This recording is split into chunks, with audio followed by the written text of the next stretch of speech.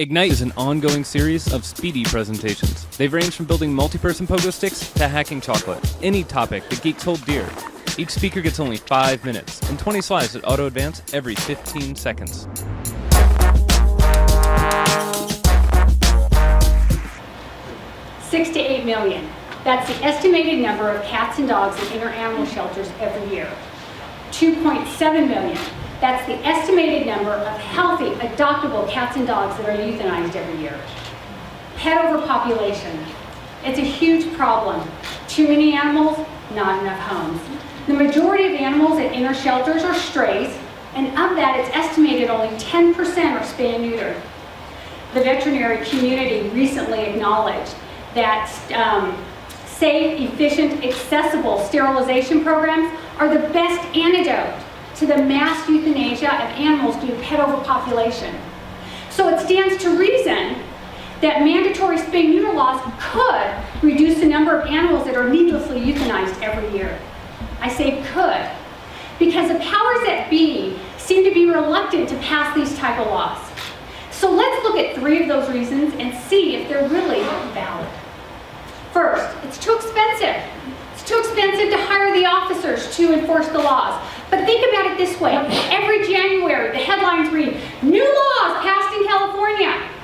Right now, in order for me to pass a bicyclist on the road, I have to have 3 feet between the bike and my car. Now, was there this mass hiring of police officers in California because we have a new law in the books? No. The current officers will now enforce that new law. Well, it's the same way with mandatory spay-neuter. You don't have to hire new officers. The officers that you have now will just enforce those laws. It's very simple. Number 2, it's difficult to enforce.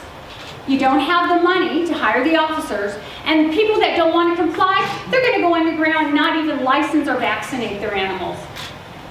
Unfortunately, there is always a percentage of the population, they're not going to follow the rules. It doesn't matter what the rules are. But passing mandatory spay-neuter doesn't mean you have to go door to door looking for the people that have broken the laws. The key is to enforce the laws as you find those in non-compliance. Now, San Bernardino County was having a problem with pit bulls. So they passed mandatory spay-neuter for pit bull and pit bull mixes. Why did they do this? They did it to bring down the population of the pit bulls. They did it because it works. They did it because it's enforceable. If it works for a breed-specific animal, it will work for all animals. Number 3, there's lack of affordable clinics. Now, here in the Victor Valley, we have a lot of resources to help people with the cost of spay-neuter. We have at least 2 low-cost spay-neuter clinics. On top of that, we have a number of government agencies that will give out vouchers, as well as nonprofits that give out vouchers to help with that cost. On top of that, we have agencies such as PetSmart Charities. They give out grants to help spay-neuter. Unfortunately, it seems that the powers that be will always come up with an excuse to not pass mandatory spay-neuter. But I think it simply comes down to this. I need everybody to close your eyes. I want you to picture your pet. Maybe it's a current pet, maybe it's a pet from your childhood. And I want you to think about the unconditional love that that pet gives you. And I want you to just hold on to the feeling of that right now for just a few seconds. Now, keep your eyes closed. I want you to picture a 55-gallon drum filled with the dead bodies of cats and dogs. And I want you to magnify that by the hundreds that are picked up every year here in the Victor Valley. Go ahead and open your eyes.